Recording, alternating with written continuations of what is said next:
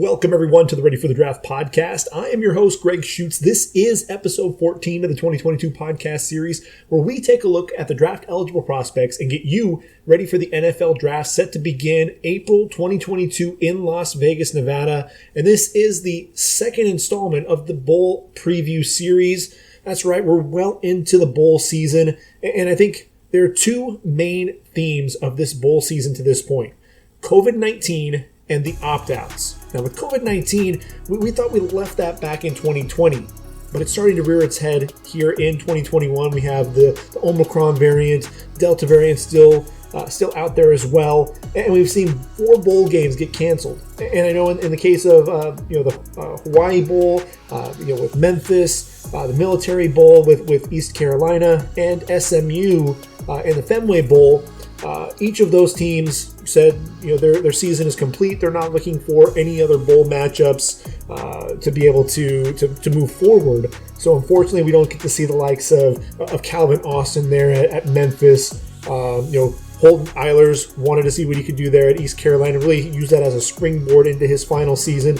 SMU, we know that Reggie Roberson and Danny Gray were not going to play in the bowl game anyway, so I think that may have factored into their decision. But I would have liked to have seen Delano Robertson and also get to see Tanner Mordecai, a quarterback who I think is going to be flying under some radars as we springboard into the 2022 season. But we did have one bowl game, the Arizona Bowl, that was canceled when Boise State ultimately wasn't able to field their team. And when you look at the Sun Bowl, Washington State was looking for an opponent because Miami Hurricanes unfortunately had to pull out of the bowl game as well. So we actually have a unique circumstance where we were able to pivot, and now Washington State is taking on Central Michigan in the Sun Bowl. So when you look at the move there, moving from Arizona to El Paso, it does kind of work out just a little bit there, a little bit of a detour for the Chippewas, but now you're going to see Central Michigan take on Washington State, and we'll be breaking down that bowl game here in a little bit. But in terms of the opt-outs, if you are tuning in to take a look at some first-round picks, unfortunately, the bowl games are not going to be where you're going to get to see a lot of those featured matchups.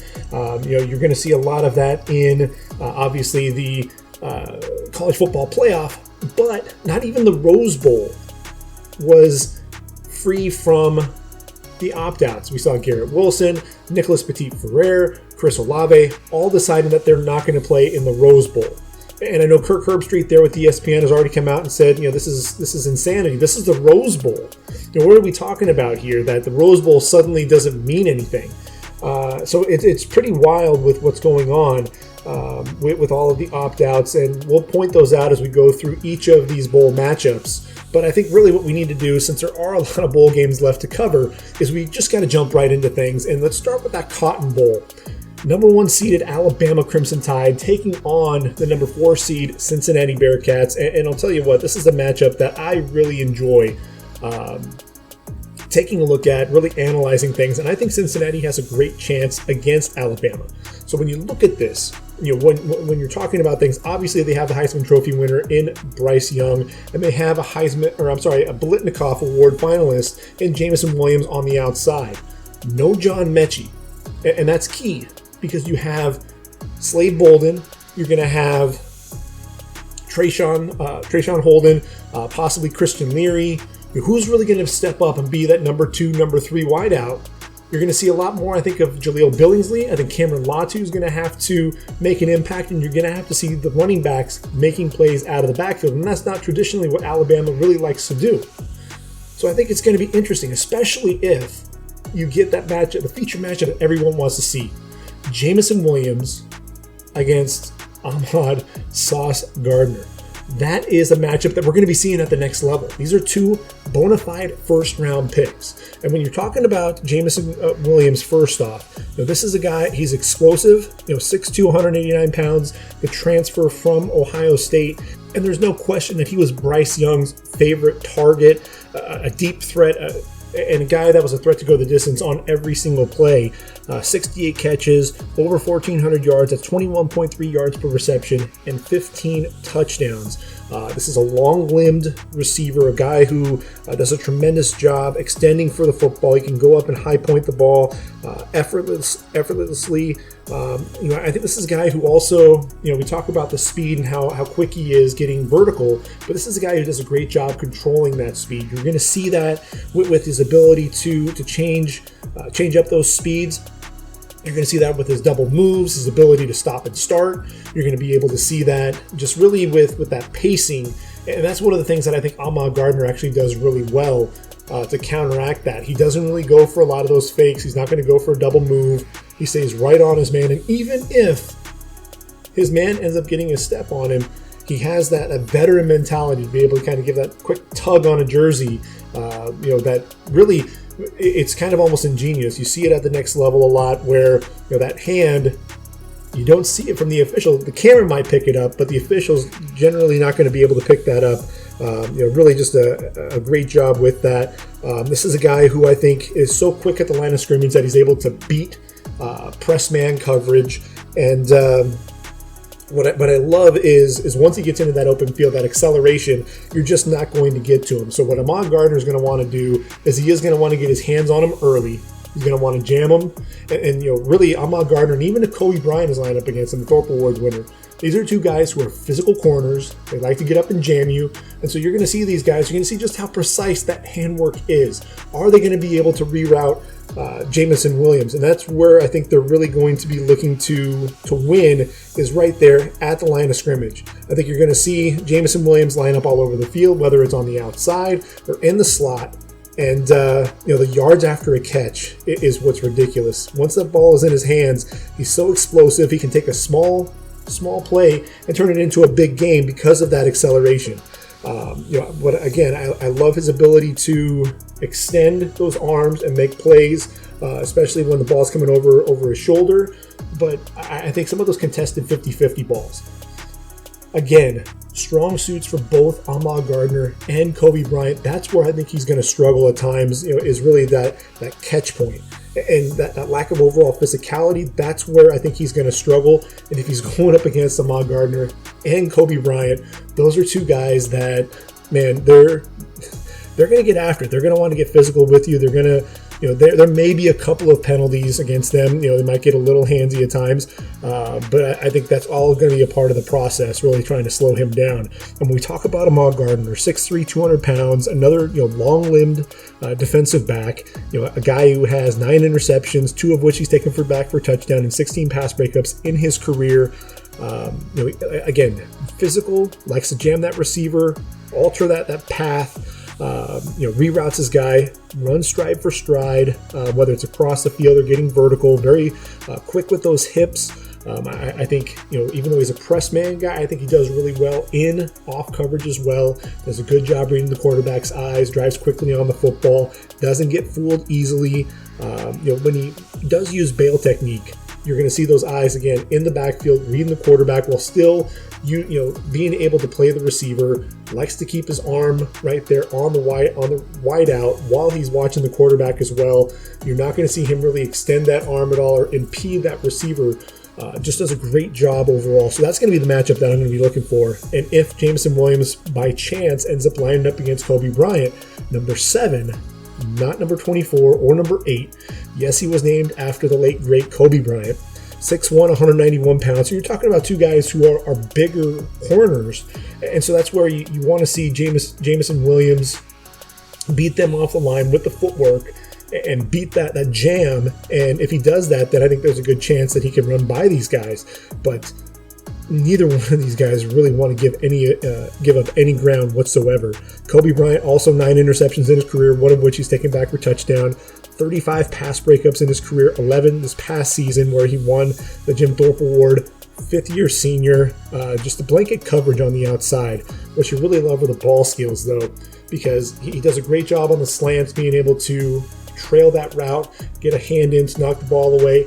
He's going to arrive driving on the football and off coverage. You're going to see him high point the football and attack the ball while it's in the air. Oftentimes, he's going to run the route better than the receiver. And again, You're going to see him just attack that football, and that physicality is what's going to cause problems for Jameson Williams. So here's the thing. Bryce Young, you had John Mechie on one side and Jameson Williams on the other. Sometimes they line up on the same side. What are you going to do now? Who are you going to go to now? Slade Bolden has been unproven. You have Trayshawn Holden, another unproven receiver. Christian Leary's also played some running back. You have JoJo Earl, another unproven receiver. I think Cameron Latu, the tight end, is going to see a lot of action catching the football at the tight end position. But then I think the guy that you're really going to have to pay attention to is Jaleel Billingsley. I think he's going to end up being that X factor, 6'4", 230 pounds, the junior tight end in his career, 547 yards, 15.2 yards per catch, and 6 touchdowns. Only caught 16 passes this past season. And it's one of those things where he's kind of been up and down. When he's good, he's very good. You know, he looks like a bigger receiver out there. The ball skills are ridiculous, the catch radius, and his ability to get down the field in a hurry. Not much of a blocker, but he's not really asked to do that a ton. That's why Cameron Latu's out there. That's why you're also going to see Randolph lining up as really another offensive lineman. Billingsley's going to be lining up a lot, either on the outside or in the slot. He's going to be a matchup nightmare for whoever's going to be covering him. I think that's really the matchup that Bryce Young's going to end up looking for, because Jameson Williams is going to have his handful with those corners. Now, here's the thing. Whoever is going to be covered by Javon Hicks and Arquan Bush, that's really who teams have targeted. That's who Houston targeted. That's who SMU targeted. Those are, whoever's going to be covering, being covered by those two guys. That's really, I think, the matchup that you're going to be looking for, because Cincinnati also has a really good safety in Brian Cook. Now, I think Brian Cook, obviously Ahmad Gardner is a first rounder. I think Kobe Bryant is that fringe first, second round. It really depends on what he's going to be running at the combine and how he shows up in the All-Star games. I think Kobe's probably going to end up being a second rounder. I think with Brian Cook, this is a guy who could find his way into round number 3. I think he may end up also just being that 4th round pick, but definitely a guy who I think is a player. 6 foot, 204, 87 tackles on the year, 9 pass breakups as well. This is a guy who has tremendous range. He does a great job filling the hole downhill against the run, lighting up running backs. This is going to be a big hitter. You're going to see him, whether it was against UCF, Navy, SMU. He really was a guy that was showing up on tape against the run, really wanting to shoot those gaps, run the alley, and drive guys back. Does a great job too on the backside, staying at home. So a lot of times when you see some of the gadget plays or guys trying to reverse field, you're going to have a hard time dealing with number 6, because he's the guy that's going to get in your face, and he's going to cause some problems. So, I think really the best matchup, though, that I'm hoping to see, I think, Myjai Sanders is probably going to end up lining up over the right tackle, but I'd love to see him go up against Evan Neal, who's arguably the best tackle in this draft. I think he's probably going to get drafted ahead of Ekebokwanu, who we're going to be talking about here in a minute. But Evan Neal, if Jacksonville wants to really take care of their investment in Trevor Lawrence, then you're going to see Evan Neal playing left tackle alongside Cam Robinson. I mean, you upgrade 2 positions with that draft pick. Evan Neal, such a fluid mover, long arms, very athletic. The footwork for such a guy who's so big is impressive. You're going to see him, easily control guys, whether it's with a long arm, driving guys down the field in the running game. I love the power step, though, that you're going to see out of him. He has that kick slide. He's very light on his feet with the kick slide, gets good depth, beats guys to the edge. But then what you're going to see is his ability to mirror. And I think that's one of the qualities that a lot of guys are lacking, is he keeps those hands inside. He's very precise with his hands movements. And then his ability to power step back to the inside on those secondary moves, especially with those spin moves, guys trying to do an up and under and get back to the inside. And Evan Neal, he keeps those feet nice and choppy. You're not going to see anything really long strides or anything like that, but those hands stay right in, and he's got that power in his hands to where if you're going to be moving, he's going to jolt you and really take you off your mark. Evan Neal, you put him in there against Myjai Sanders, and that's really the matchup that I'm looking forward to the most, is you get Myjai Sanders, a guy who didn't really show up in terms of finishing at the quarterback, but a guy who was still living in backfields because he has an explosive burst off the ball. He bends really well coming off the edge, but it's the hand usage and the length. This is a guy who's 6'5", 255 pounds, really long arms. You see the hand usage, his ability to slap and rip. Uses a club move. You're going to see a nice arm over as well. A guy who can rush the passer coming off the edge. He'll also look to try to cross the face of the offensive tackle and get to the inside. I really want to see what Myjai Sanders can do against Evan Neal. Look, you saw Trayvon Walker blow up Evan Neal and drive him into the backfield. You didn't see too many guys do that.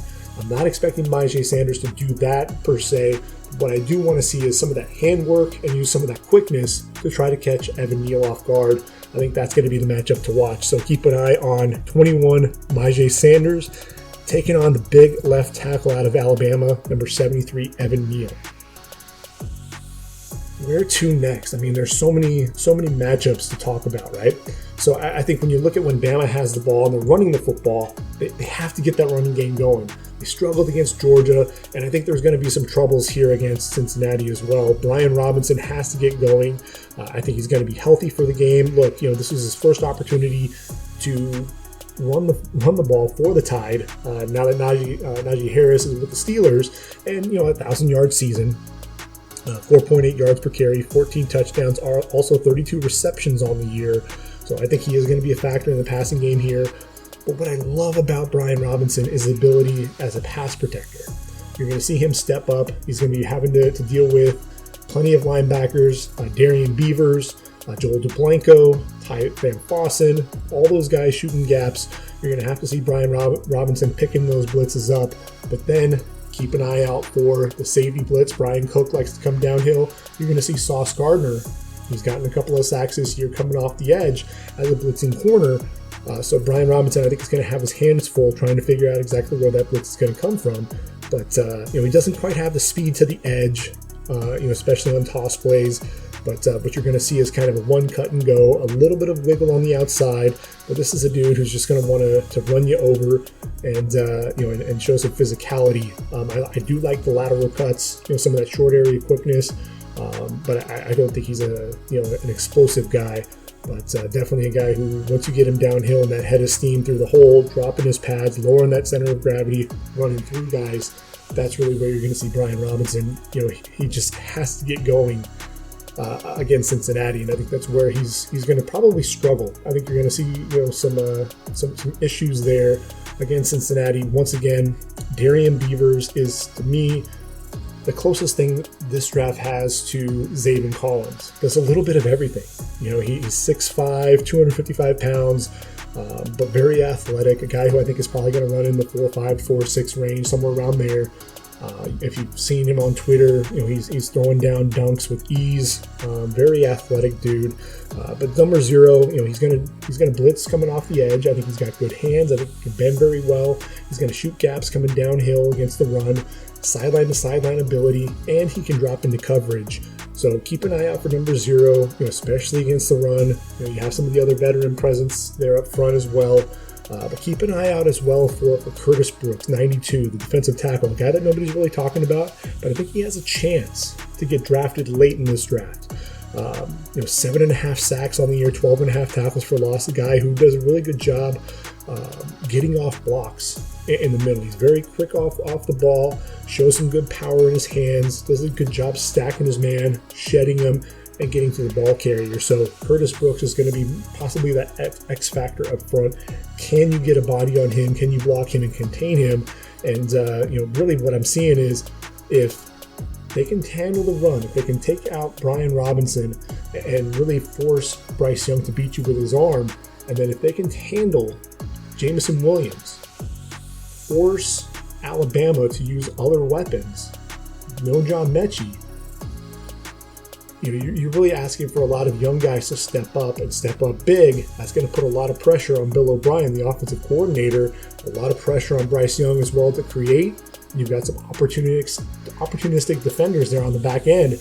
It might be a long day for Bama if Cincinnati can get things going. Now you flip, the flip side when Cincinnati has the football. Desmond Ridder, the veteran presence there. feels like he's been at Cincinnati forever.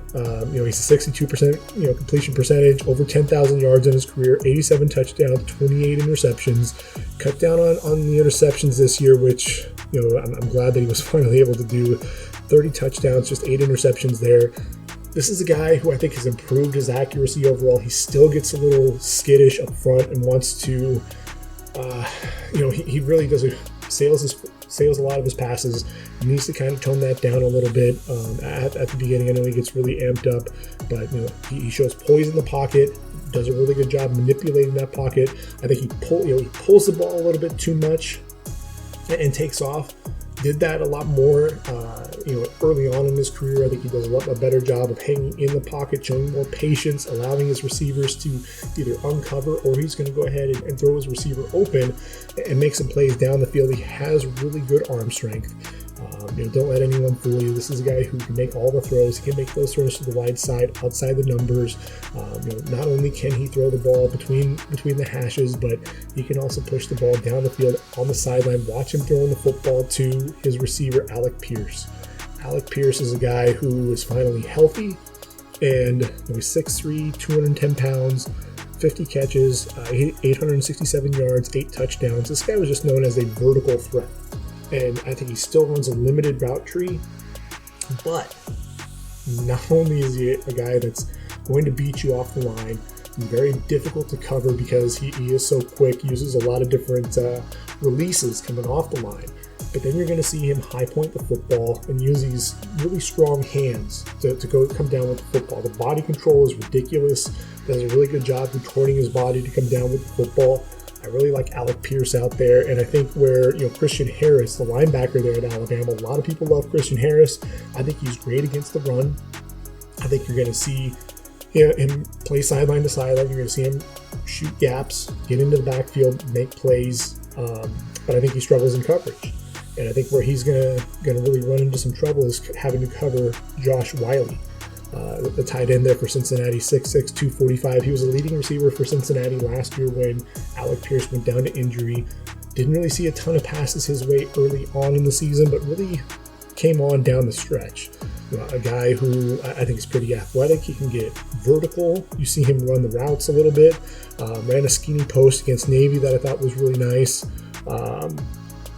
Came in motion into the slot, gets vertical down the seam, and a guy who can run those crossing routes really well, uses that big frame, and what I really like is his ability to block. I think that's going to come in handy against this Bama defense.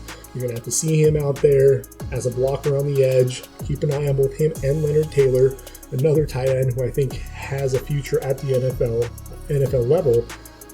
Henry To'o, the transfer from Tennessee, is another guy. I think he's actually a better linebacker overall than Christian Harris, because I think he can drop a little bit better in coverage. I think he's a lot quicker. I think you see him reacting a little bit quicker as well. Excellent with his wrap-up ability. He's 6'2", 228 pounds, 100 tackles so far on the year. 7.5 tackles for loss, 4 sacks, so he can get after the quarterback as well. You're going to have to keep an eye out for number 10 there in that running game. Another guy you're going to have to watch out if you're Cincinnati is Fedarian Mathis. I think this guy absolutely made money this season. 6'4", 312 pounds. Another guy who I felt like had been at Bama for a long time, but mostly in a reserve role. This was his year for breaking out. 8 sacks on the year, 48 just seems to explode off the ball. You see really quick hands, quick slap, arm over, flattening. He does a good job flattening out. When you watch him play, he reminds me a little bit of Jonathan Allen. With Fedarian Mathis, he's a guy who I think is going to be a day 2 pick, but a guy who I think is going to work his way into the rotation early and end up being a starter at the next level. I just love the speed to power, his ability to drive his guy back into the backfield. And that's where I think you can see some of that success, is if he ends up lining up against one of the tight ends, whether it's Wiley or Taylor, I think Mathis is going to win that all day long. Cincinnati's offensive line, they're big, they're physical, not really anybody that is on NFL radars to the degree that Alabama's is, but they work really well together. And it's going to be critical to get Jerome Ford going early. And I think that's really the key. Desmond Ridder, you want to see him with that passing game, but if Jerome Ford is running the football, then Desmond Ridder doesn't have to throw the ball 30, 40 times. If he does, then I think Cincinnati's in trouble. Jerome Ford is legit. And this is a guy who transferred from Bama to Cincinnati prior to the 2020 season, so he's going up against his former club. And 5'11", 220 pounds, over 1,200 yards on the ground, 6.2 yards per carry, 19 touchdowns, and 18 receptions as well. So good hands coming out of the backfield, runs really nice routes, but it's the explosiveness. You see the lateral cuts to get to the hole, so excellent vision, but then once he gets to daylight, he has that acceleration and can take off. Very patient runner, and that's the thing that I think is so critical is if you allow him, allow those cutback lanes to develop, then you're going to see Ford put his foot in the ground, and once he accelerates and gets to the second level, I think that's really where Bama struggles. I think that secondary struggles at times, especially with tackling, and that's one of the things that I think with Harris and Toto, they can be overly aggressive at times, shooting their gaps, and I think that's one of the things to where Ford might be able to exploit that. I think Cincinnati has a great chance in this game. It's going to be really interesting, and I think there are a lot of matchups that actually favor Cincinnati, but again, it's Alabama, and you feel like we've been here before, and it's the first Group of 5 team in the college football playoff, but I really think Cincinnati has a great chance, not only in this game, but also in the national title game if they were to defeat the Crimson Tide, whether it's against Michigan or Georgia, the winner of the Orange Bowl. And I think when you transition to that game, you look at Michigan, Aiden Hutchinson, a force for the Wolverines, Heisman Trophy finalist, and look, 6'6", 261 pounds. He came back to Michigan, for this, to beat Ohio State and for the college football playoff. He's here, and what you really saw, whether it was against Ohio State, whether it was against Iowa, or just really anyone else that they played, you saw the passion with which he played. You saw the speed to power. That was impressive. There are a lot of people on Twitter, a lot of the draft community that are talking about Aiden Hutchinson just not having the power that a lot of guys are talking him up to have. I don't know. I've seen him drive guys back, and a lot of times they're talking about, well, that offensive lineman, it was just bad technique. It was bad form, bad footwork. So what you're telling me is that every single one of those reps, it was the offensive lineman's fault, not Aiden Hutchinson that actually created that. So either he got into the heads of all these offensive linemen, and all these offensive linemen just had poor footwork, or Aiden Hutchinson is just really that damn good. And I think it's more of the latter than the former. Aiden Hutchinson, 14 sacks on the year, a guy who's just going to get into the backfield and just be a terror. He's going to light you up, and even if he doesn't get to the quarterback, and bring him down, he's going to pressure him. He's going to be in the face of CJ Stroud, and he's going to beat you up.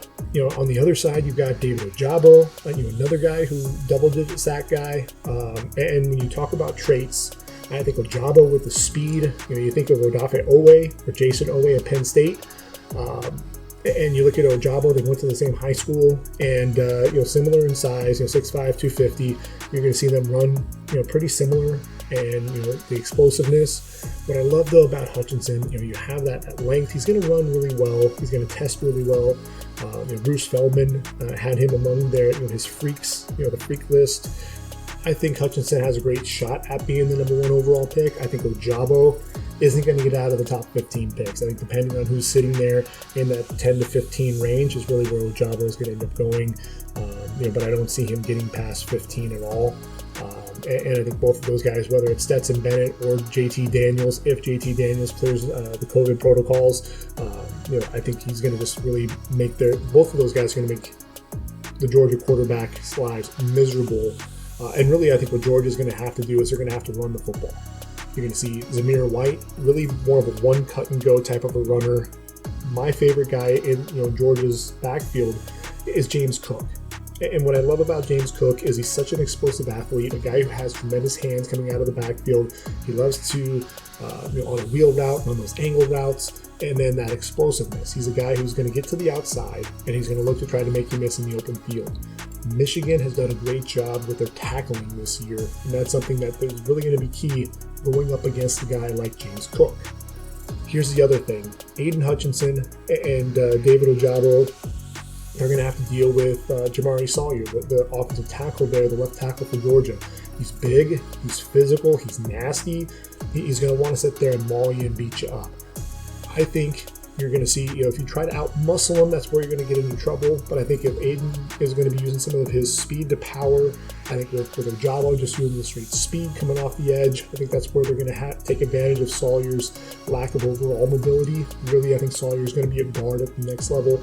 I have him in my top 5 at the guard position, though, because I think he is a guy who belongs on the inside and could end up being a starter at the next level early on in his career. Justin Schaefer, another guy playing right next to him at left guard. I think that's really where you're going to see the strength for Georgia. They're going to want to run off that left side. Justin Schaefer, another guy who's big, he's physical, a guy who does actually a pretty good job picking up those linebackers on some of the blitzes. I think he'll pass off some of the defensive tackles to be able to pick up the linebackers. I think that's something that you're going to see there out of Justin Schaefer. I think that's what's going to make things interesting when Georgia's throwing the football. I think you're going to have Daxton Hill, one of the top safeties in the draft. 6 foot, 192 pounds, a guy who can play in the slot. I think he has the range to play deep, and he can also play in the box. So the versatility, I think, is going to really make NFL teams salivate over Daxton Hill. I think he's going to run well at the combine. He's going to show some fluidity in his hips as well, which you want to see out of a safety. And then keep an eye on Josh Ross, a linebacker underneath. A guy who loves to play downhill against the run. I thought he did a great job, slipping the blocks of Tyler Linderbaum and making plays on Tyler Goodson, the running back, against Iowa in the Big 12 championship. Big 10 championship. But Josh Ross also has that ability underneath, throws, really reacting quickly, driving on the ball, not allowing any yards after catch. I think that's going to be critical because Georgia, trying to get some of those throws to those running backs, to those tight ends.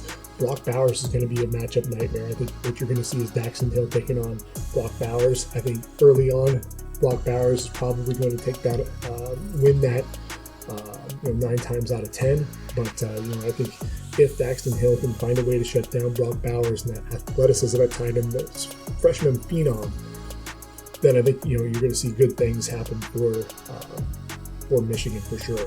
George Pickens on the outside, he's working his way back to health. He's a big physical receiver, a guy who makes plays on the outside. I think with Michigan, the corners, they're not. I don't think they're quite as tested on the outside at times. So I think what you're going to see is that big physical receiver. Look, Garrett Wilson, Chris Olave, Jackson Smith and Jigba. They're not the big physical receiver that George Pickens is.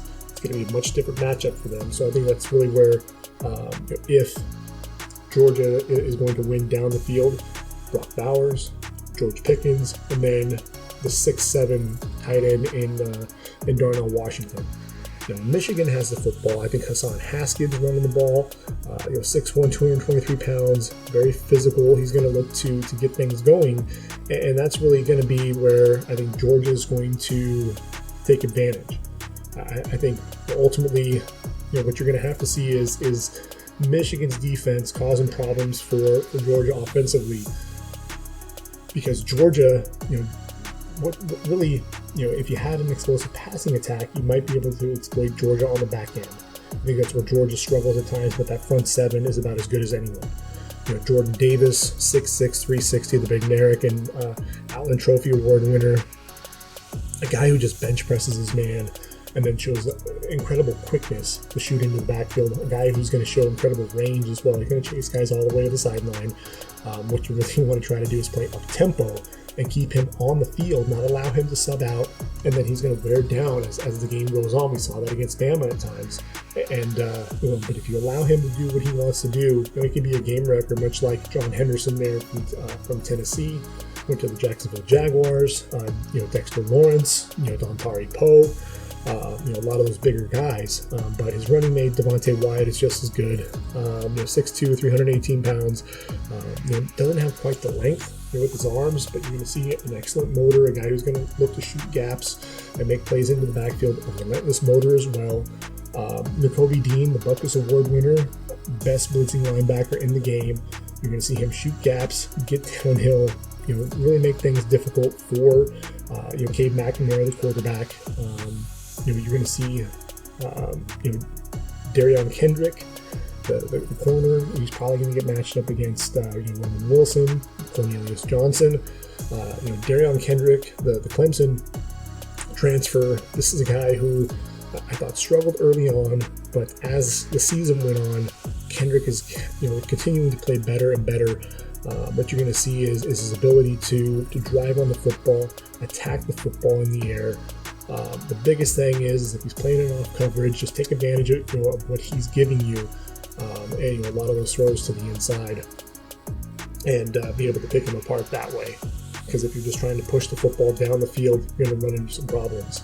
I mentioned Trayvon Walker earlier, 44, 6'5", 275, the junior, incredible power. I think you see the power in his hands, you see the quickness off the football, and look, this defensive line is going up against a Joe Moore award-winning offensive line, and that's really where you want to see that matchup. These big defensive linemen, that the three-man front, and those linebackers with a lot of speed going up against the physicality of that offensive line. That's really the matchup that everyone's going to be paying to see. The linebackers coming off the edge, whether it's Nolan Smith, blitzing, coming off the edge there, 6'3", 245. Quay Walker, another rangy linebacker, 6'3", 235, a guy who fills holes downhill, sideline to sideline player, and then Channing Tindall, 6'2", 230. This is a guy who's he likes to chase plays down. Chase plays down from behind. All these guys have nonstop motors, so Michigan is going to have to figure out a way to beat these guys up and really play with tempo. Keep these guys on the field, wear them down, because if you allow these guys to sub in and sub out, they're going to rotate guys like Jalen Carter. I think Georgia goes about 8-9 guys deep. I think at the end of the day, it's going to be an interesting matchup. I think Michigan has a great shot in this game. I think ultimately if they can keep that ball, I think Michigan has a chance. I think Georgia's offense, they have enough weapons there against Michigan to where I think they could do just enough to win. But you saw what Michigan did against Ohio State. They're going to beat you up. They're going to wear you down. And I think at the end of the day, Michigan's going to end up coming away with the win.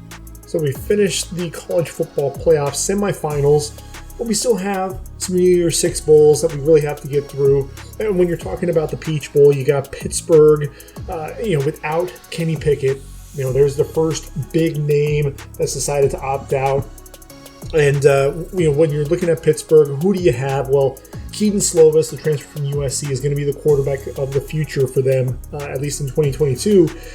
You've got the Blitnikoff Award winner in Jordan Addison, so I think you'll be spoiled there. You're going to see a receiver who is just so smooth. He plays bigger than he is. A guy who's only 6 foot, 175 pounds, only a sophomore, but a dude who just wins at the point of attack. You're going to see another sophomore in the backfield, Israel Abanikanda, a guy who has really nice lateral agility and his ability to bounce it to the outside. Not really a game breaker in terms of the speed, but a guy that, again, I love that. He's quicker than he is fast, so a guy that's going to make some plays there. One guy who I think who has a decision to make is the linebacker, Servassier Dennis. He's 6'1", 230 pounds, very active, high motor, a guy who plays sideline to sideline. He does a really good job shooting gaps coming downhill, does a good job stacking and shedding blocks, also scrapes over the top to get to the outside, make plays against the run. Kalijah Cansey, a redshirt sophomore defensive tackle. He's undersized, 6 foot, 275, but a guy who's very quick. He's shooting gaps again, coming off the ball, really good on the stunts as well. You're going to see him take on Michigan State. No Kenneth Walker III. So you really get two guys that finish in the top 10 in the Heisman voting, and you're not going to get to see either one. So it's kind of a downer there with the Peach Bowl. But again, what you'll see there with Michigan State, I think defensively, Xavier Henderson, the safety, 6 foot, 205, really the veteran leader there on the defense. Over, I think, just under 30 consecutive starts there for Sparty. But one of the guys that I think to me is really intriguing is Connor Hayward. He's 5'11", 234. Was a running back by trade, but now he's more of a tight end, H-back type of a guy. You'll see him catch some footballs out of the backfield. You'll see him, again, line up all over the field, kind of be a little bit of a mismatch nightmare at times. Over 40 games played in his career. Jalen Naylor on the outside, the junior receiver. I think he'll come back for one more year, but he's one of those explosive playmakers on the outside. Quavaris Crouch, the linebacker. Be interesting to see if he plays the Tennessee transfer. He has one more year. I think looking at this linebacker class, I think Crouch comes back for another year there at Michigan State. We've seen some grad transfer come into East Lansing there with Mel Tucker. I think Quavaris Crouch sticks around. At the end of the day with this matchup, I think that Pittsburgh ends up coming away with the win. I think they just have a little bit too much there offensively. Fiesta Bowl, Notre Dame. Kyle Hamilton, the safety, a guy who I think is going to be a top 10 pick, possibly top 5. He's not getting out of the top 10. There's no way of that. And then Kyron Williams, a guy who I think could end up sneaking his way into the end of round 1, more than likely going to be a day 2 pick. Explosive running back, a guy who runs with such contact balance. It's unreal. Excellent hands coming out of the backfield, but you're still going to see some nice matchups here. You're going to see Jarrett Patterson, the center there for Notre Dame. I think he's the number 2 center in this draft class. 6'4", 307. Some people don't have him coming off the board until the 6th round.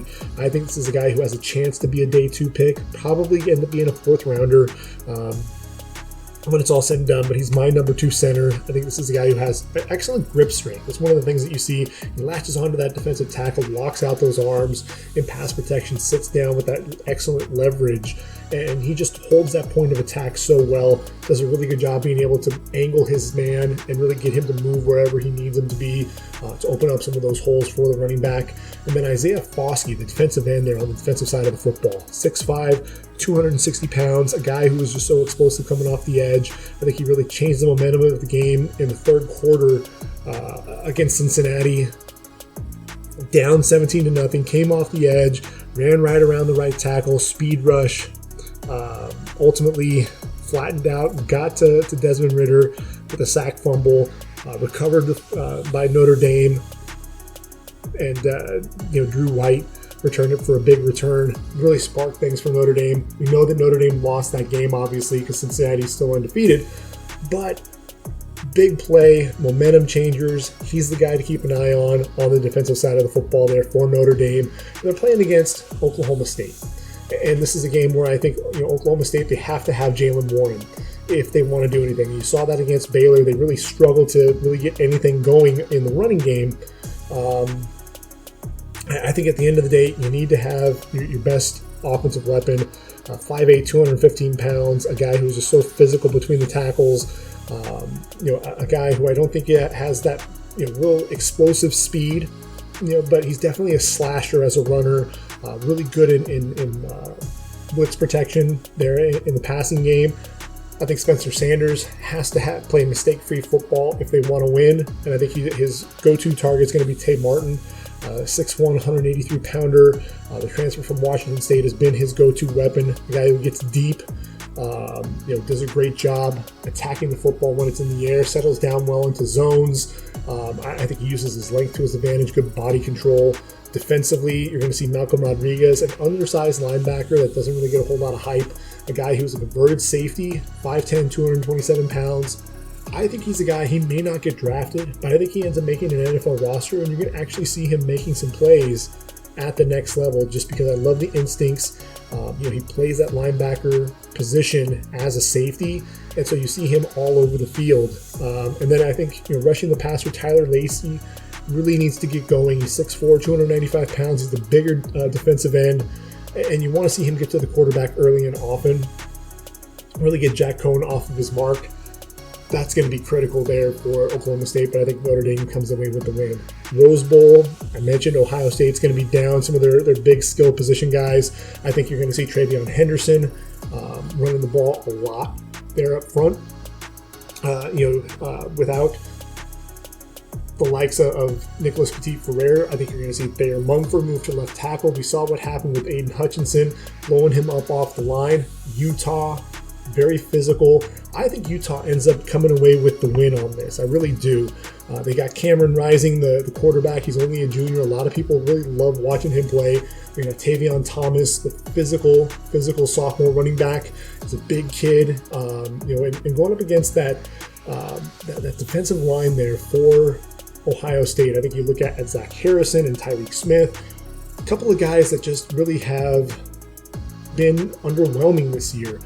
You'll see its flashes at times. You'll see them be able to use their hands a little bit and be able to bend coming off the edge. But it's really if they get going, if they get that speed, and the speed rush, use their hands and be able to bend and turn the corner, then they're actually able to make some plays. But here's the problem: you don't see that enough. You don't see that. The motor runs hot and cold. You'll see them if the hands of that offensive lineman gets underneath them and underneath that pad level, they lose leverage way too easily.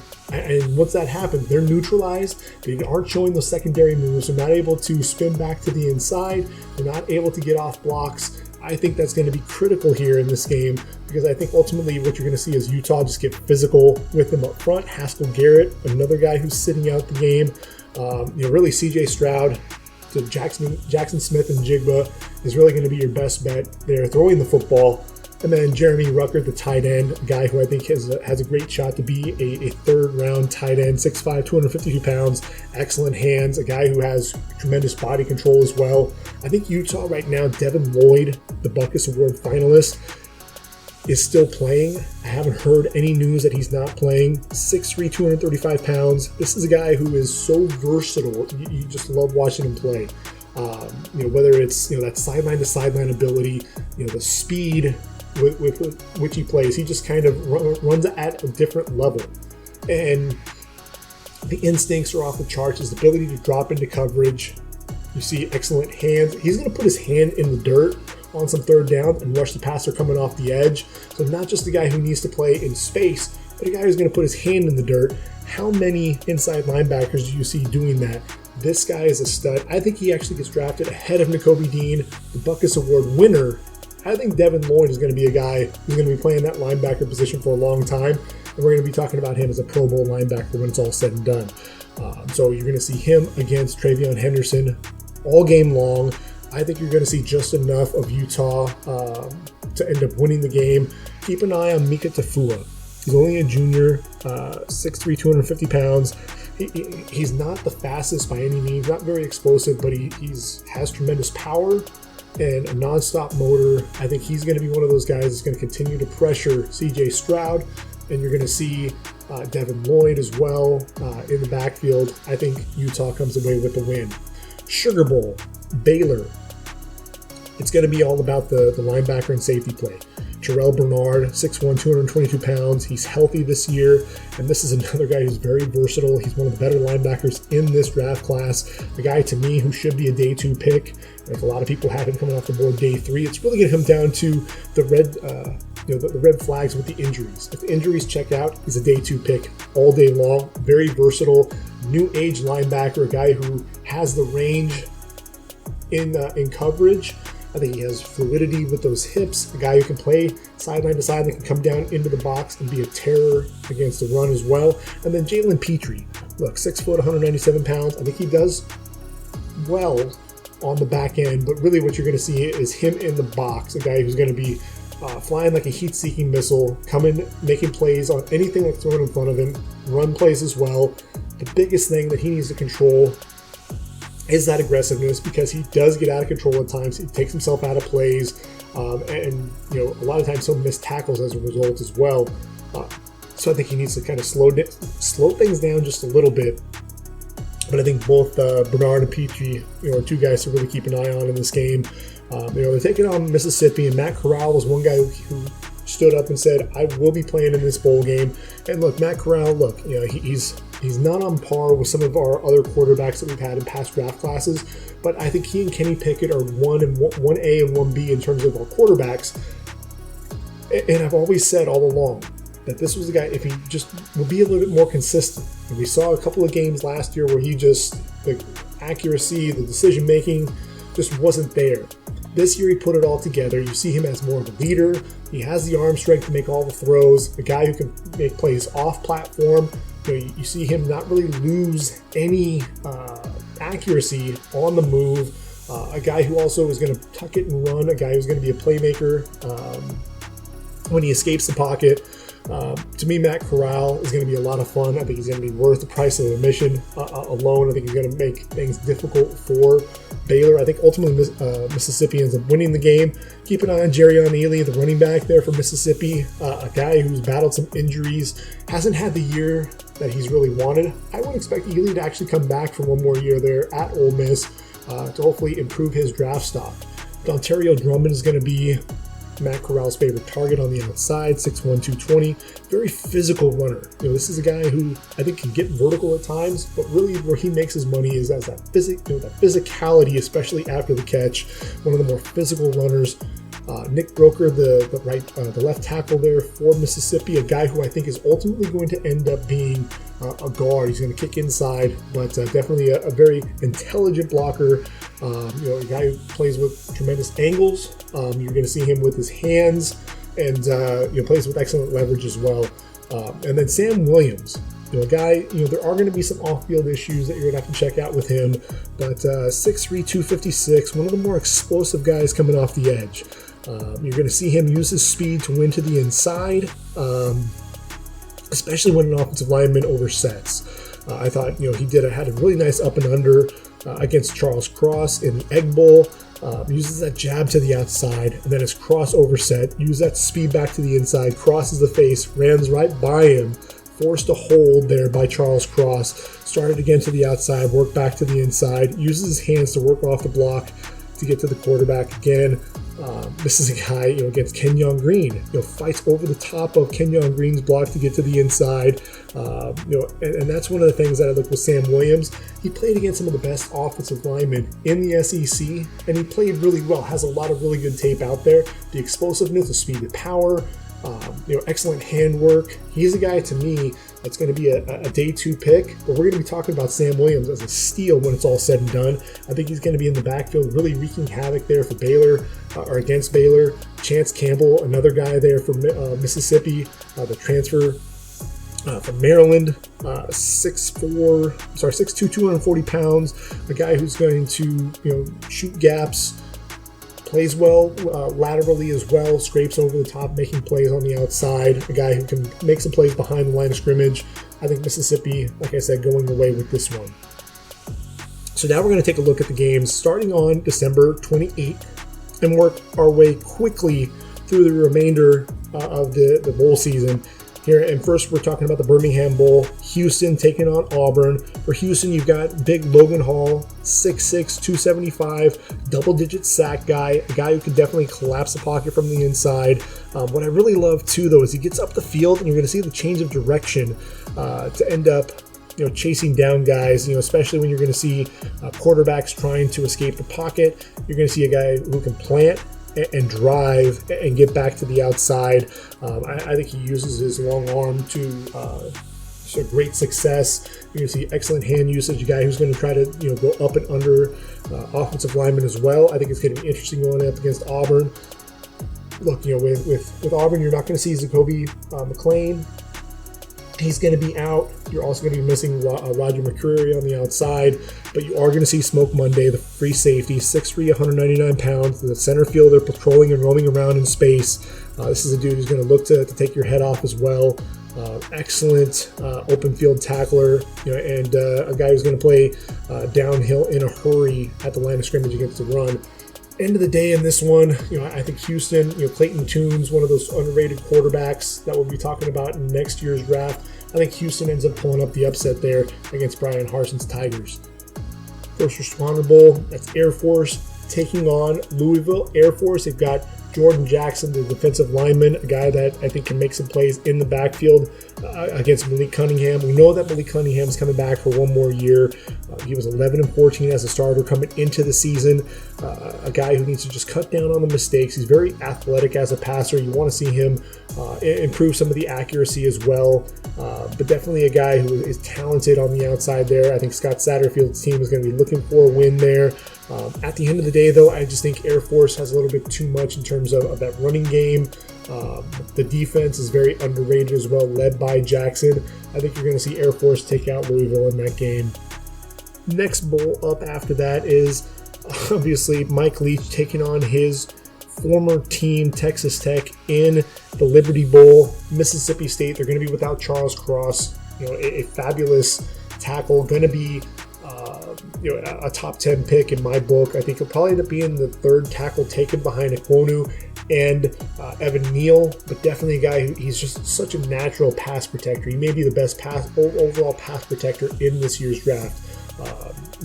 But you are going to see Martin Emerson there on the outside, a physical corner, 6'2", 200 pounds, excellent ball skills. Would have loved to have seen him take on Eric Azukama, the wide receiver there for Texas Tech, but he's also sitting out. What I love about it, Azukama, was just the body control, the length that he uses to his advantage, his ability to get down the field in a hurry. He's one of the more underrated receivers that people really don't talk about, so I would have loved to have seen that matchup. I think with the Red Raiders, what you're going to see is Sir Roderick Thompson battling some injuries, a 3-time captain, a guy who I think he's only a junior, so he can come back for one more year, 6'1", 215 pounds. I think he goes undrafted if he does come out into this year's draft. He has some flashes. It's just injuries are really a big concern. Tyree Wilson on the defensive side, 6'6", 275. He's also a junior. Texas A&M transfer, could decide to enter the draft. He's explosive coming off the edge, excellent size, good length. But I think it's going to be about Will Rogers throwing the football there. Mike Leach's offense, a guy that we'll be talking about in next year's draft for sure. Holiday Bowl, you got NC State taking on UCLA. And when you talk about NC State, obviously we're talking about Ikem Ekwonu, big number 79, 6'4", 320 pounds. And here's the thing with Ekwonu. I think the success of Rashawn Slater, when you look at the size there and you're talking about, well, is he an offensive tackle at the next level or is he not? I think with Rashawn Slater proved that the lack of overall ideal size is underrated. He can absolutely play left tackle, arguably the best tackle in the game in the 2021 season. I think with Ekwonu, what you got is a guy who's just so physical, over 60 pancake blocks. The physicality is really what pops off the charts. You're going to see him in the ground game just generating movement. He'll get nasty and physical, but what's impressive is the pass protection. He sets up so well, very light on his feet, excellent punch in his hands. I think it's one of the things that you definitely see. He plays well with leverage. You're going to see him take his hand and drive the defensive end to the inside off the ball. He's not going to allow him to get to the outside. He's explosive. He's athletic in the running game. He's athletic to end up picking up the reach blocks, getting those hips around, sailing off his defender. A guy who I think mirrors defensive ends very well, light on his feet. He's going to be a lot of fun to watch. You'll see him take on Mitchell Agude on the outside there for UCLA. Agude battled some injuries, but definitely an underrated player himself. There on the outside, 6'4", 245, a guy who, he makes a lot of plays. He makes a lot of plays in the backfield as well. Somebody to definitely keep an eye out for. You're going to see him in the 4-point stance, looks to get low, fire off blocks, uses his hands well to stack and shed and to get into opposing backfields. So that'll be a fun matchup to watch for sure. When NC State has the football, you're going to see the dynamic duo of Zonovan Knight and Ricky Person. I honestly would like to see both of these guys come back for one more year. I think with Knight, he's a redshirt sophomore, so a guy who can obviously come back for one more year. He over 2,200 yards on the ground in his career, 753 yards this past season, 21 receptions. So he has back-to-back 20 reception seasons. He's really the physical guy. You're going to see the excellent burst to the hole, going off tackle. You're going to see some of those cuts to the inside. Then he'll really make those over pursuing defensive backs miss and get to the next level. Not really that explosiveness, but definitely you're going to see somebody with that lower body strength and somebody who uses that contact balance. Ricky Person, another guy who I think is not overly explosive, but runs with that forward lean. He's one of those guys that you don't really see being knocked back very often. Emeka Emezi, the receiver. Look, you talk about Jacoby Myers and what he's done at the next level for the New England Patriots. I look at Emezi in a similar way. He's 6'2", 218 pounds. A guy who, even this past season, had the most receptions in his career at 60, 802 yards. That's just 13.4 yards per reception. But he was so reliable hand, solid possession receiver, just knows how to get open, excellent route runner, uses that big frame to his advantage. Reminds me a lot of Jacoby Myers, who also came out of NC State. May not get drafted. Jacoby Myers wasn't drafted, and you see what he's doing. So I think he'll be okay there at the next level. Grant Gibson, when we talk about Garrett Bradbury, I think Grant Gibson's another guy, not quite as adept at that reach block as Garrett Bradbury, but what you are going to see is a guy who's playing with excellent leverage, able to anchor there at the pivot, plays with the mean streak, likes to get physical, going to try to drive you into the ground whenever possible. I think for UCLA, offensively, if DTR, Dorian Thompson-Robinson, the quarterback, wants to get things going, he's going to look for Red Dulcich, the tight end, 6'4", 242 pounds, gets vertical in a hurry, 17.3 yards per reception this past season, likes to get vertical, not much of a weapon as a blocker, but definitely a guy who's going to shoot down the seam and be a mismatch down the field. DTR really struggles with his accuracy, and that arm strength is questionable at times, so he's one of those guys that I think ultimately it would behoove him to start looking at some of those other positions as we start talking about some of the all-star names. Sean Ryan, the offensive tackle there for UCLA, 6'5", 320 pounds, a guy who I think is going to kick inside to guard, and I think he has starter potential there. Extremely powerful hands, the grip strength as well, does a really good job locking his man out. The foot speed is questionable at times, but a guy who I think could be a road grader in the running game, and I think a guy who, he has that short area quickness to be really effective as a pass protector as well. Quantrez Knight, a guy that a lot of people may not know. He started his career at Maryland, transferred to Kent State, ended up there for the Bruins, a super senior. This is a guy who's very versatile. You're going to see him play around on the back end. He's a strong safety by trade, but what you're going to see is anticipation. He's going to drive, really read the quarterback eyes. You see the game tape study a lot as well, because you're going to see him read routes. You're going to see him read the quarterback. He's going to make some breaks on the football, make some plays in the passing game. You're also going to see him really drive down the field against the run. A lot of really good recognition in the running game as well. Quantrez Knight, I think, really the best player on that defensive side of the football. UCLA running the ball. You're going to see a lot of Zach Charbonnet trying to run behind Sean Ryan. Zach Charbonnet, transfer from Michigan this past season, over 1,100 yards on the ground, 13 touchdowns, also 24 receptions. But here's the thing with Zach Charbonnet. This is a dude. You see the contact balance, the physicality that he brings to the game. He's so difficult to bring down once he gets north and south. You really want him moving east to west. So if that 24 is lined up and square to the line of scrimmage, then you're in trouble. You want to start getting him starting to move towards the sideline, and that's really where you're going to be able to take advantage against him. I think at the end of the day, the Bruins go down, NC State with the win. What you got is a guaranteed rate bowl. Minnesota, offensive lineman from Minnesota. Daniel Fa'alele is 6'8", I think 400 pounds. I think he's actually down to 360, 370. Anyway, he's a mammoth dude. So big. I mean, it's basically Mount Fa'alele. You got to really catch an Uber to get around this guy. He's so big. Reminds me of guys like Orlando Brown or Phil Lodeholt. Just so big and physical, and surprisingly athletic. You're not going to see him run a very fast 40 time at the combine, but neither did Orlando Brown. You see what Orlando Brown is doing now. I think Fa'alele is such an intriguing prospect. I think he has a chance to come off the board in the second round because of the success of some of those other big offensive tackles, and he has those movement skills for a guy his size. Defensively, Boye Mafe. Keep an eye out for him from Minnesota. 8 tackles for loss, 6 sacks on the year, 6'4", 258. A guy who I think ultimately is going to be an outside linebacker in a 34 defense. Let him be that situational pass rusher as he continues to learn more about the game. But definitely a guy who's one of those raw guys with traits that you'd love to start coaching up. Day 2 pick all day long. They're taking on West Virginia. You're going to see Letty Brown. A lot of doses there of Letty.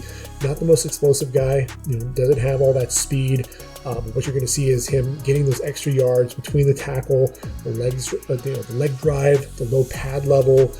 He likes to press that line of scrimmage, and then you're going to see him plant and make those lateral cuts to bounce it to the outside. So that lateral agility, the physicality between the tackles, and then he has 36 receptions on the year, 86 in his career. So definitely a guy who's going to be a weapon in the passing game. Defensively for West Virginia, Dante Stills. He's a lot like his brother Darius. A guy that loves to make plays in the backfield. 42 tackles for loss, 19 sacks in his career, including 13 and 6 this past season. He's one of those guys who has just a tremendous get-off, getting into the backfield, uses his hands well. You'll see him split double teams, get into the backfield in a hurry, and disrupt runs. Even if he doesn't get to the ball carrier, you're going to see him disrupt and affect a lot of plays. I just don't see that West Virginia, in this game against Minnesota. I think ultimately Minnesota, the physicality is what's going to end up causing problems there for West Virginia. Moving on to the Pinstripe Bowl, Maryland. Maryland has an offensive tackle, Jalen Duncan. I think he's going to come back for one more year, 6'6", 315. I think it would behoove him to.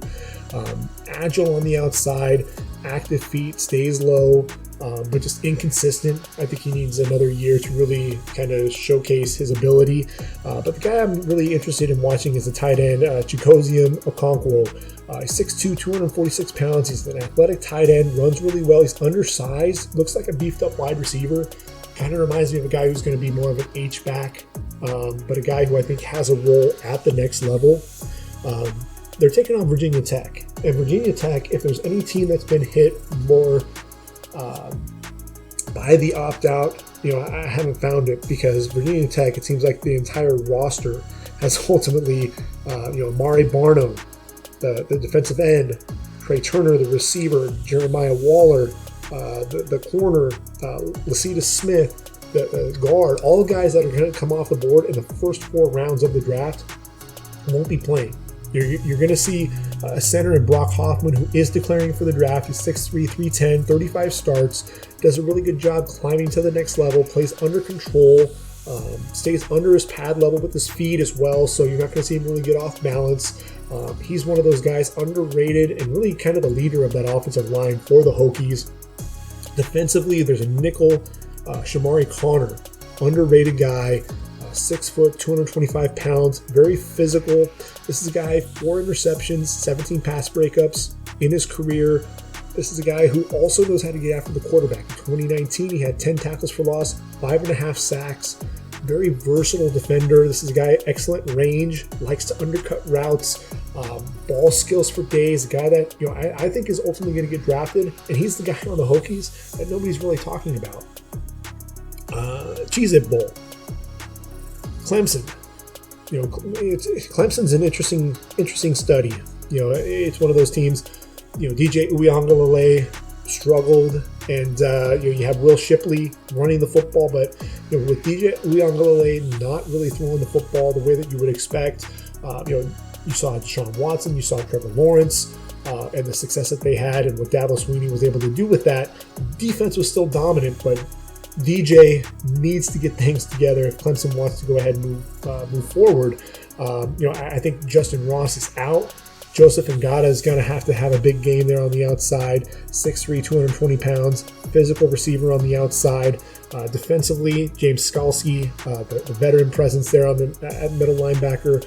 I think he's limited athletically, but I think he definitely has a shot to make rosters at the next level just because of his intelligence, the football savviness, the instincts. Andrew Booth, I hope he plays because at 6 foot 200 pounds, he plays like a receiver. He runs the routes often better than the receivers. You see the ball skills, his ability to attack the football in the air. He looks like a receiver attacking the football.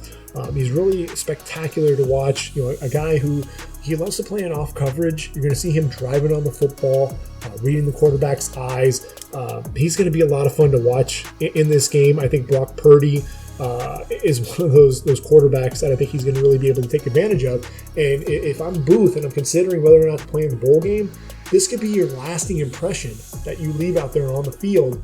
And if he can dominate, Xavier Hutchinson, I think we're really going to be talking about Andrew Booth moving up the draft boards as that number 2 corner. He's got to solidify that status. Sauce Gardner going up against Jameson Williams. This has to be a game that Booth plays. I really hope that it is. I think Xavier Thomas, 6'2", 276, the defensive end. I think he has to have a big game. He's one of those guys up and down, not always flashing there on tape. I think he's one of those guys that you really want to see step up and make some plays if you're going to see him come off the board any higher than the 5th round. I think there are some traits there to get excited about, but the lack of productivity kind of turns you off a little bit. Nolan Turner is really an instinctive safety there on the back end, 6'1", 205, 7 interceptions, 19 pass breakups in his career, also 190 tackles, 13.5 going for loss. Intelligent, does a really good job on the back end.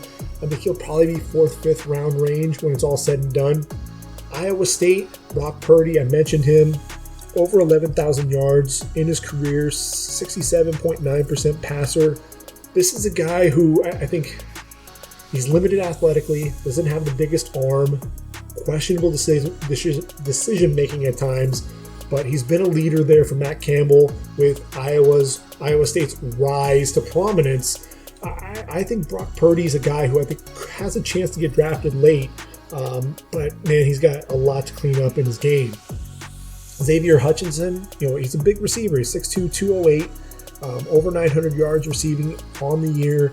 A guy who you put the ball up and you allow him to go up and attack the football. One of those guys, the 50-50 balls, more like 70-30, as the same with all these tight ends. That's one of the things that Brock Purdy, had the luxury of just throwing the ball up and hoping that one of his big receivers would come down with the football.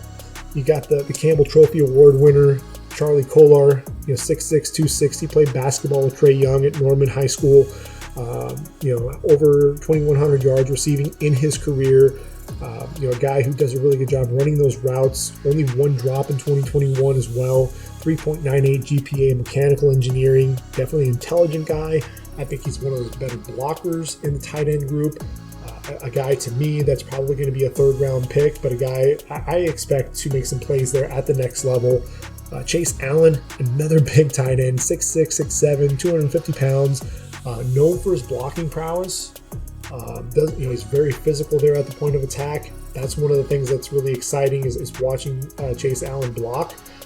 But he's flashed some of the ability to catch passes, and that's one of the things that is so underrated in his game. He'll be a late day 3 pick, but I think a guy that's going to make some rosters and make some more plays than people are expecting. No Breece Hall. What you do have defensively, Will McDonald IV, 6'4", 245 pounds, a guy who has 29 sacks in his career. And what's crazy, you look at the 2020 and 2021 stats, and they're almost identical. 35 and 32 tackles on the year.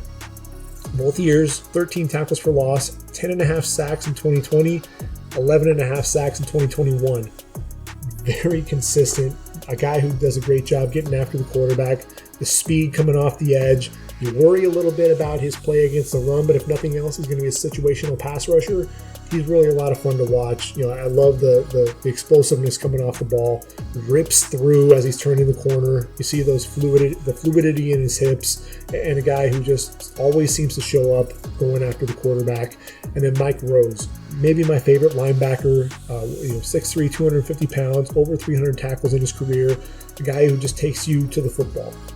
You watch him against the run. Even if he's not there in the play, he's one of those guys who's affecting the play. He's going to sit there and set the edge and force the run plays back to the inside. I think he does a good job getting depth into coverage. You'll see some fluidity in his hips as well.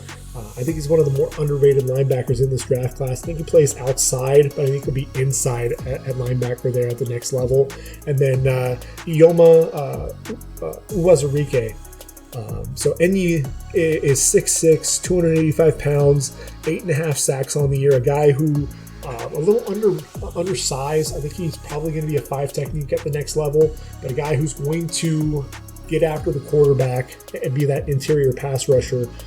I just don't think Iowa State is going to have enough, especially without Breece Hall, to get things done there against Clemson. Alamo Bowl, Oregon, Oklahoma. Battle of the interim head coaches. No Mario Cristobal, no Lincoln Riley. But you are going to have is Travis Dye, a guy who, no CJ Verdell. He goes down to injury, over 1,100 yards on the year, 41 receptions, underrated running back, a guy who I think is going to end up being probably a 4th, 5th round pick and actually be a pretty productive running back at the next level. Verone McKinley III on defense, the safety, Thorpe Award finalist, 5'11", 194 pounds. Ball skills for days, 10 interceptions, 10 pass breakups. What you like about him is that not only does he make excellent reads on the football, takes excellent angles, the ball skills, but he finishes. He's not just the guy who's going to rack up a lot of pass breakups. He knows what to do when he arrives at the football. He's going to make plays on the ball and come down with the interception. I think Verone McKinley is going to be a 3rd round pick. He's not quite on the level of Javon Holland, but I think Verone McKinley is going to be starting at some point next season. Offensively, the offensive line blocking for Travis Dye, you're going to see Alex Forsyth, 6'3", 309. He's a redshirt junior, so he could come back for one more year. This is a guy who I think is a veteran center. You see the physicality in his game, a guy who I think plays with excellent leverage as well. And then you have Ma'asela Almave Laulu. He's 6'6", 315 pounds. He's a junior. He has declared for the draft, but he is going to play in the bowl. And this is a guy who is just so physical at the point of attack. He's one of those guys who's going to beat you up. He's going to maul you. And I think he's going to be one of those road graders. I think he's somebody who, you look at like Halapuli Vati Vaitai. And you look at some of those guys who are raw, but the physicality. He may end up kicking inside to guard when it's all said and done, but he's one of those prospects to watch out for there early, on day 3. Oklahoma, no Periel Winfrey, no Nick Benito on the defensive side. Offensively, Kennedy Brooks, 3-time 1,000-yard rusher, sat out last year due to COVID. Not an explosive back by any means, but he's very patient. I think you see some suddenness with his cuts, more of a one cut and go type of a guy, and just a guy who was just very productive there for OU. Very patient when you're running those counters, getting behind the guard and tackle. Understood the blocking concepts and being able to cut off those blocks. Best offensive lineman there for Bill Bedenbaugh, who's staying there on staff for Brent Venables there with the Sooners, is Marquise Haynes. He's 6'5", 324 pounds, decent agility, pulling, getting out as one of those lead blockers there. In pass protection, you like that base. You see the hands. He's one of those guys I think is going to be a mid to late day 3 pick. And then the other thing that's interesting about OU, Lincoln Riley loved to use his H-backs. Jeremiah Hall, 6'2", 246. Braden Willis is 6'4", 235. Keep an eye out for both of them. They're going to line up all over the field. In the backfield, as an H-back, as a tight end. They may even be slotted out. Excellent hands. They do the dirty work as the blockers as well. You're going to see both of them possibly even carry the football a little bit in goal line situations. They're a lot of fun to watch. I mentioned no Benito, no Winfrey, but Isaiah Thomas has a chance to really shine for OU. 6'5", 266 pounds. A guy who started to rack up some sacks. That was especially the case when Ronnie Perkins was out last year due to a suspension. Has 16.5 in his career.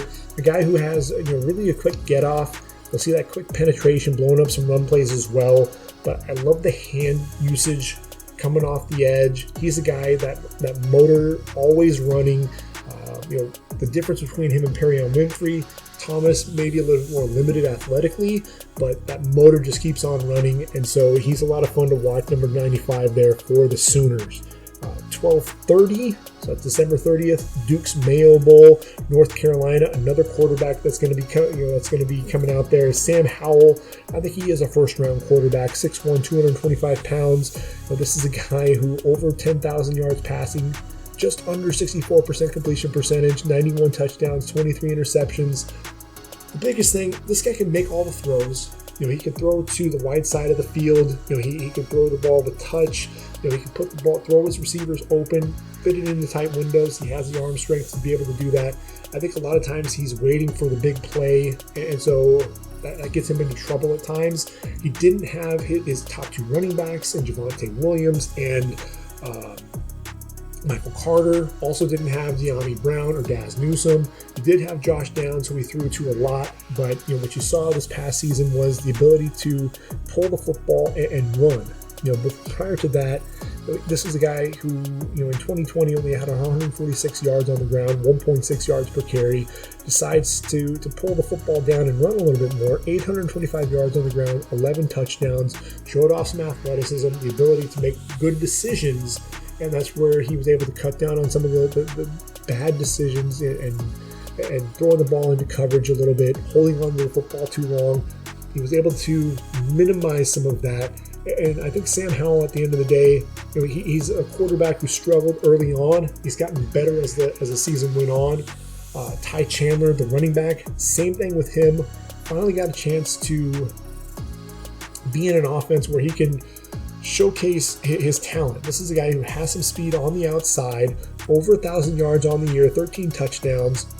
When you look at what he did in 4 years at the University of Tennessee, he had just over 2,000 yards on the ground and 13 touchdowns.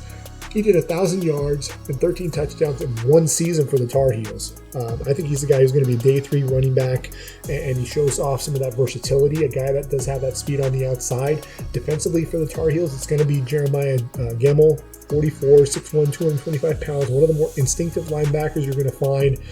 A guy who I think times his blitzes really well, shoots gaps. One of those gap defenders that, one of the better that you're going to see in all of college football. South Carolina, you're not going to see Kingsley Enagbare. He's a first rounder in my book, a guy who's going to be a physical freak on the outside. Be interested to see how he tests. But South Carolina, they do have Jalen Foster, the safety, 5'10", 195 pounds. He's a little undersized, a former walk-on. But has 5 interceptions on the year to go along with 91 touchdowns. Versatile defender, one of those guys to definitely keep an eye out for. Music City Bowl, Tennessee, Hendon Hooker, quarterback there, a guy who, he transferred from Virginia Tech, shows off in Josh Heupel's system his ability to cut down on mistakes. I think he only had 3 interceptions versus 24 touchdowns, if I'm not mistaken, and a guy who just has surprised a lot of people with his abilities. Limited a little bit with his arm strength, but definitely a guy who's athletic, a guy who does a great job manipulating the pocket, ran Josh Heupel's offense very well. Defensively, you're going to see a physical corner in Alontae Taylor, 6', 192. I think he's a guy who is poised for a big game here for Tennessee, taking on Purdue. Aiden McConnell's not going to have David Bell to throw to, but I think you're going to see at the same time a lot of passes down the football field, so it'll give him a lot of time to make some plays on the football. No George Karlaftis on defense either, but you're going to see Jalen Alexander. He's 6', 239 pounds, 94 tackles on the year. A guy 8.5 tackles for loss. A guy who I think also showed his ability in that Iowa game, especially to show off his cover skills. Took on the tight end Sam Laporta on an out route, able to chase him down, trip him up for only a 4-yard gain. So that ability to get to the outside and make some plays on the perimeter. Las Vegas Bowl, Wisconsin. Obviously, Braylon Allen is the talk there at the running back position for the Badgers, but the tight end Jake Ferguson, who I swear has been there for a decade, 6'4", 244 pounds, over 100 yards in the passing game. This is a guy who I think is underrated as a pass catcher. A guy, you see him a lot on the deep crossing routes, being able to get vertical and up seams as well. And the athleticism and his ability to contort his body and make some catches. And then Wisconsin, you know that you're going to have physical blockers there as well. He's a physical guy. I think he's a lot of fun to watch. He'll be someone to keep an eye out for. Logan Bruss is going to be a guard at the next level, 6'5", 315. Physical there, physical presence up front. Defensively, Jack Sanborn and Leo Chenal are really the guys to keep an eye out for. Jack Sanborn, 6'1", 236 pounds, over 200 tackles in his career, 27.5 goals for loss, 10 sacks, 4 interceptions. A guy who is very versatile. You're going to see him making plays all over the football field. Same goes for Leo Chenal, but this is a guy who I think is more of your pass rusher. You're going to see 7 sacks from him, 17 tackles for loss. He's 6'2", 261. He's a big dude. And what I was really impressed with was his ability to drop into coverage. I saw it against Notre Dame. Did a really good job reading the quarterback's eyes as well. Underrated linebacker, a guy who's starting to rise up my draft board. And if you can have a big game there against Arizona State and Jaden Daniels, I think you're going to see him continue to move up draft boards there. Keanu Benton, the nose tackle, also an interesting dude, 6'4", 317, big, athletic, explosive power in his hands. He'll be somebody to keep an eye out for as well. For the Sun Devils, they're missing a lot of guys as well. Unfortunately, you're going to be without Rashad White, the running back, Darian Butler, the linebacker, Chase Lucas and Jack Jones, both corners are going to be out, but they do have Kellen Diesch, the left tackle, 6'7", 292. I think he's limited in terms of some of his length, even though he is 6'7". And I love him in the passing game as a pass protector. He sits down really well. I think he lacks some of that physicality in the running game. That's really going to be his issue. The opposite goes for Donovan West, 6'4", 300, a guy who I think can be played with excellent leverage there at the center position. I think he struggles a little bit, limited with some of that athleticism though. But those will be 2 guys to keep an eye out for. I think at the end of the day, Wisconsin's just going to have too much offensively for them. New Year's Eve, you got the Gator Bowl, Wake Forest, the Demon Deacons, and the year that they had. I'll tell you, Zach Tom is an interesting prospect. He's 6'4", 290 pounds. The junior, he probably comes back, but this is a dude who just always seems to win with leverage off the snap. Very poised, as an offensive tackle, very patient, plays with excellent leverage. He sits upright and he gets so low, and he is a little undersized. I think he'll ultimately be a center at the next level, possibly a guard, but I think center's probably his home. But a guy who just moves really well, very fluid as a blocker, and so he's a lot of fun to watch for sure. Wake Forest is going to be taking on Rutgers now. So with Rutgers, I think what you have there is Isaiah Pacheco, the running back. He's the guy that's going to be entering the draft, 5'11", 215 pounds. Over 2,400 yards on the ground, some good lateral cuts, not a ton of wiggle in the open field though. He'll probably be the focal point there for Rutgers running the football. And then I mentioned in the Sun Bowl, you've got Miami out, Central Michigan in. Central Michigan, you're going to be talking about Bernard Raymond, offensive tackle. He's from Austria, and he has soccer and squash to his background, so you see the footwork. This is a guy who's converted tight end as well. He's new to the game, but you see the technical ability. He's a technician. He studied the game. You see the footwork. You see the athleticism. You also see the power in his upper body. He's very physical at the point of attack. A guy who just doesn't miss a ton of assignments. He's a guy to me that I think is going to rise up draft boards, and I think he'll end up being a first-round pick when it's all said and done. For Washington State, Abraham Lucas on the other side, 6'7", 319. He's the guy, look, he took on Kayvon Thibodeau. He won a lot of those reps, really light on his feet with his kick slide. And then when Thibodeau would try to get into his body, as he was retreating, he'd get a little bit too far over his toes. And then ultimately, Thibodeau was able to shove him down into the ground. That's really one of the things that Lucas needs to watch out for. He's so big and so tall that he'll get the pad level will rise. He'll get too far over his toes, and then he ends up losing his balance, and the defensive ends can get into his body.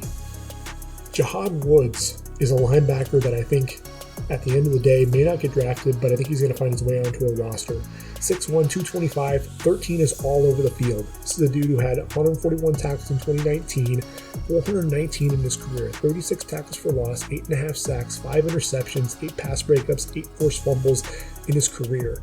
He's a guy, one of the better and more productive linebackers that nobody's talking about. Could find his way into day 3, but even if he doesn't, I think he ends up making a roster, be a special teams ace, and a guy who's going to eventually find his way onto the football field. And then I mentioned, Travell Harris, the receiver, 5'8", 185 pounds, but he's explosive, vertical threat, a guy to me that could end up being a 5th, 6th round pick when it's all said and done. Let's see.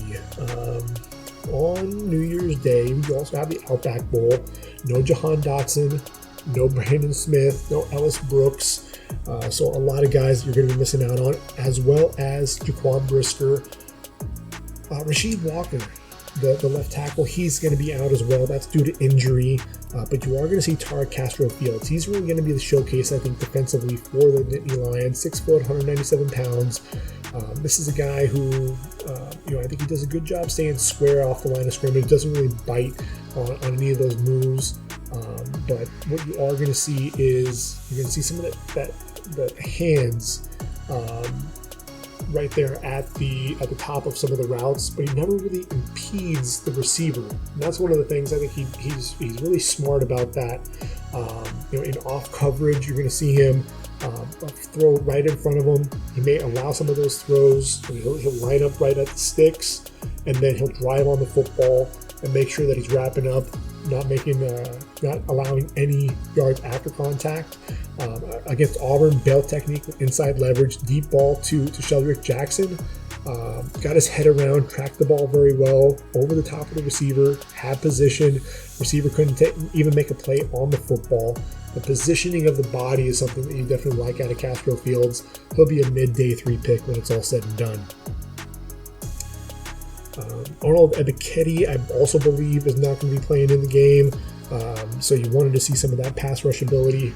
The same with Arkansas. You're not going to see Treylon Burks, the receiver, who I think has a chance to be a top 20, top 25 pick. No Trey Williams, who will have to answer to the recent arrest that he had.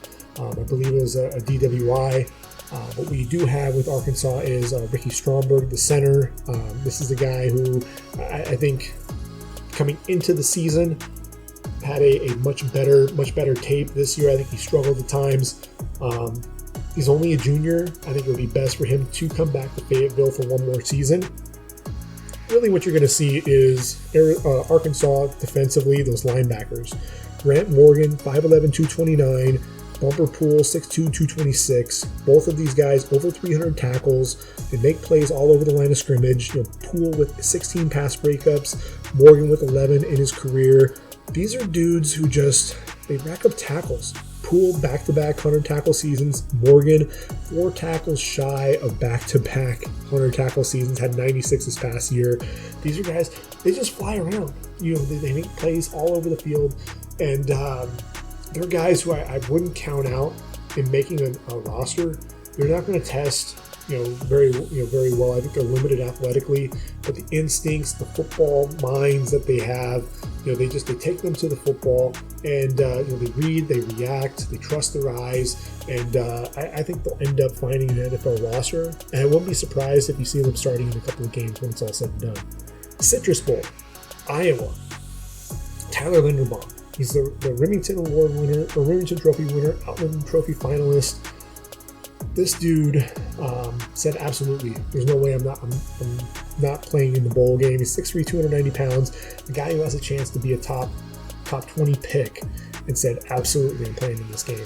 Big Ten Offensive Lineman of the Year. He converted from defense to center 3 years ago, and this year, just absolutely polished his game.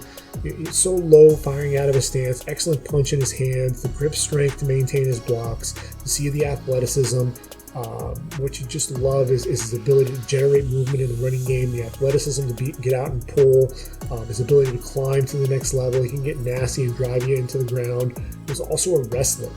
And a guy, I think you use that wrestling skills, that low center of gravity, understanding how to, the positioning and leverage, especially. In 2017 in high school, he took on Tristan Wirfs, the offensive tackle who was the number 14 overall pick of the Tampa Bay Buccaneers, and ultimately, was able to ultimately take him down and get a pin on him. Said that Wirfs got him the first 2 times, but then he was able to end up taking him down as well. So at the center position, you've got a guy who is going to be a stalwart there on your offense for a good decade. If you pick up Tyler Linderbaum, he's going to be the quarterback of that offensive line as well. The linebackers, you're going to see the linebackers come back. They're all juniors. Jack Campbell, Seth Benson, Dane Belton, all guys that will be drafted in next year's draft. This year, you're talking about the corner. Matt Hankins is injured. He won't be playing, but a guy who has excellent ball skills, as does Riley Moss. He's 6'1", 194, limited a little bit athletically, but definitely does a great job. Instinctive, drives well on the football, 10 interceptions, 15 pass breakups in his career, had 2 interceptions returned for touchdown in the same game. A lot of fun to watch there on the outside there for Iowa. They'll take on Kentucky. Will Levis. There's going to be a lot of opportunities for Riley Moss to make plays on the football. You got Chris Rodriguez, a junior running back, a guy who may end up entering the draft. 5'11", 225, excellent lateral cuts to get to the perimeter, drops his pad to finish. This is a guy over 2,600 yards and 26 touchdowns in his career, went over 1,200 yards this past season. Very physical running back. And he'll be running a bit against or behind the line. You have Darian Kennard, 6'5", 342. Reminds me a lot of Cody Ford, second round pick there going to the Bills, and a guy who I think, even though he plays tackle, right tackle there for Kentucky, he's going to kick inside to guard, and he's a guy who I think has Pro Bowl potential because of his physicality, because of his athleticism, his ability to climb to the next level. A guy who plays with a little bit of a mean streak as well. And it didn't matter who he was going up against, whether he'd see some of the burst that some of the defensive tackles would have, but he was one of those guys that was able to recover and get his hands and be able to re-anchor. Darian Kennard's really a lot of fun to watch. He'll be one of those guys to keep an eye out for sure. And then on the defensive side of the football, Josh Paschal, 6'2", 270 pounds, wears number 4. The single-digit guys you have to keep an eye out for up front. 35.5 tackles for loss, including 15.5 this past season.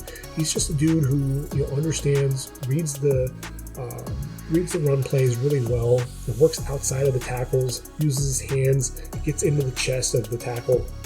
You see a lot of push-pulls out of him as well to then make plays in getting into the backfield. You see excellent change of direction. But what I really love is he charges into those offensive linemen, gets into their bodies, gets them off balance, then is able to shed those blocks and make some plays behind the line of scrimmage. Josh Paschal is an underrated defensive end and a guy who I think is going to wreak some havoc in opposing backfields at the next level. And then finally, on January 4th, Texas Bowl, LSU. No Damone Clark. We know that Derek Stingley is already out for the year. Eli Ricks is transferred. Kayshon Boutte, the talented receiver, only a sophomore, he's not playing either. But I think up front, offensively, you're going to see Ed Ingram. He's a physical offensive lineman, 6'3", 310 pounds, excellent power in his hands. Limited, laterally in the passing game. But definitely a guy who's going to showcase some power. The running back, Tyrion Davis Price, 6'1", 223 pounds, only a junior, probably coming back for one more year. Went over 1,000 yards this past season. Very physical runner. Guy who's going to look for contact, strong legs, running through tackles. Austin Deculus, the right tackle, 6'5", 326 pounds. I think he kicks inside to guard at the next level, but I think he's a guy that can end up working into a rotation at the next level. And then for K-State, I think if there is a senior that's going to get drafted, potentially it's going to be Russ Yeast, the safety, 5'10", 186 pounds. 3 interceptions, 10 pass breakups, the transfer from Louisville, the grad transfer. Very instinctive safety. He's one of those guys. I think if there is going to be a guy defensively in this year's draft class, he might be the one to get drafted. And then, the future is bright, though, because you're looking at, obviously, you have Khalid Duke, who's going to be back, but Felix Anadike Uzoma. He's only a sophomore. He's 6'3", 262 pounds, 50 tackles, 11 sacks, 6 forced fumbles. He'll be a guy that we'll be talking about in next year's draft class. He'll be a guy to definitely watch out for, number 91. If you haven't seen him play yet, definitely tune in and watch. So we've gone through all of the bowl games. About a little over 90 minutes. A lot to cover, a lot to enjoy over the next few weeks. Obviously, it's going to culminate with that college football championship game. Bama versus Cincinnati, Michigan versus Georgia. I'm going to go out on a limb and say Cincinnati wins it all. Why?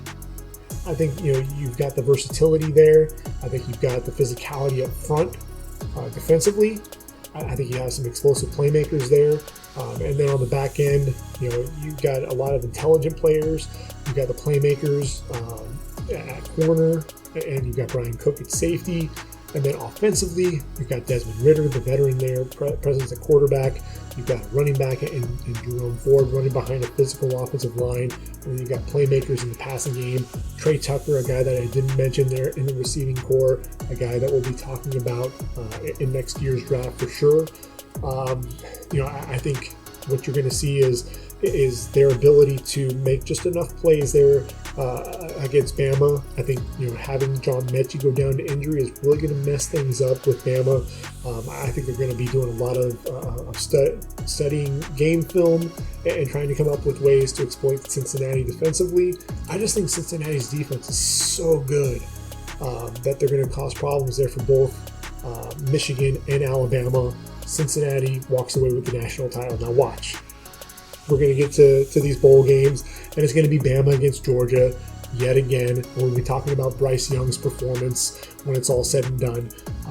But there's something about that Cincinnati team that I think is really special. Like what Luke Fickell's done there is, he deserves National Coach of the Year honors. And I'm gonna ride with Cincinnati. I may end up dying with Cincinnati, but that's okay. So we'll tune in after the bowl season. We'll kind of recap some of the bowl games, what I got to see, some of the guys that stood out for me, some of the guys that kind of were flying under radars. Obviously, with a lot of the opt-outs, we're going to see some other guys step up and some guys to showcase. And then we'll get into the pre-draft process after that. We'll have the all-star games that we'll be talking about. Then we'll get into the combine and all of the workouts, a lot of the game study, game film, and we'll start breaking down position by position, really what the draft's starting to look like. And then we'll start getting into the mock drafts. And my first mock draft, usually end of January, so we'll start looking for that as well. So until next time, everyone, enjoy the bowl season. Happy holidays. Happy New Year. I hope everyone had a great Christmas. And for ReadyForTheDraft.com, this has been the Ready for the Draft podcast. I've been your host, Gregg Schutze. Take care, everyone. And until next time, I am out of here.